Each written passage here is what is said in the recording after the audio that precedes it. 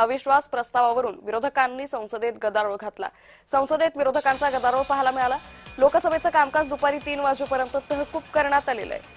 त्यामुळे संसदेमध्ये ओम बिर्ला यांच्या विरोधात अविश्वास प्रस्ताव मांडण्यात आला आणि याच अविश्वास प्रस्तावावरून विरोधकांनी गदारोळ घातल्याचं पाहायला मिळालंय। लोकसभेचं कामकाज दुपारी 3 वाजेपर्यंत तहकूब करण्यात आलेलं आहे।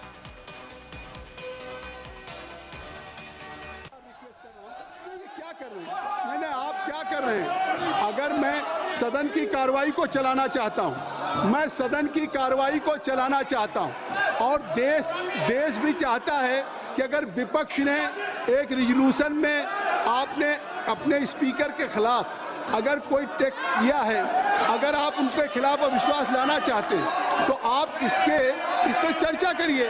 आप चाहते हैं इस पे तो मैं सदन की कार्रवाई को 3 बजे तक के लिए स्थगित कर रहा हूं। दरम्यान लोकसभा अध्यक्ष उपाध्यक्षांना हटवण्यासाठी लोकसभेत ठराव मंजूर केला जाऊ शकतो।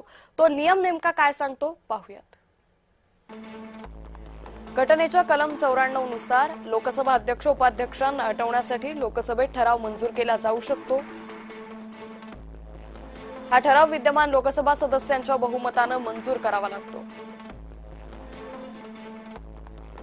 ठराव मांडण्यापूर्वी किमान 14 दिवसांची नोटीस द्यावी लागते।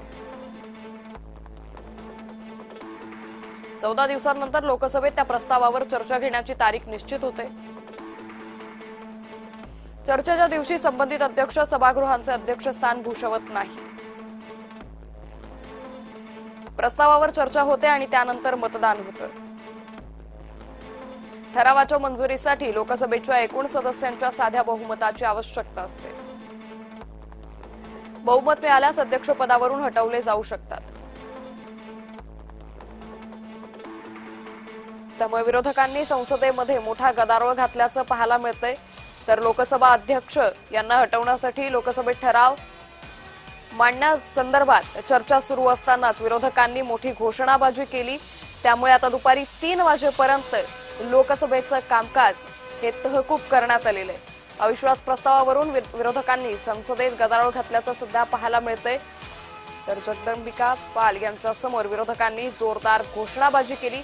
यावेळी लोकसभेचं कामकाज विरोधकांच्या या गदारोळामुळे गोंधळामुळे 3 वाजेपर्यंत तहकूब करण्याची घोषणा त्यांनी केली।